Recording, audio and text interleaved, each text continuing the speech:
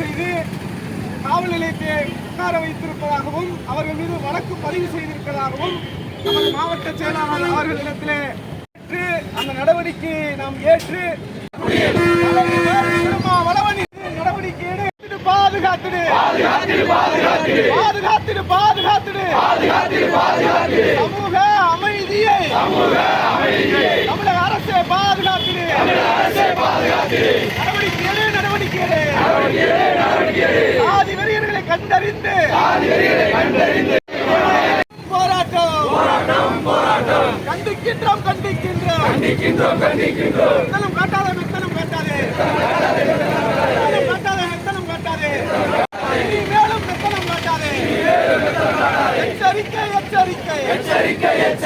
கடைசி எச்சரிக்கை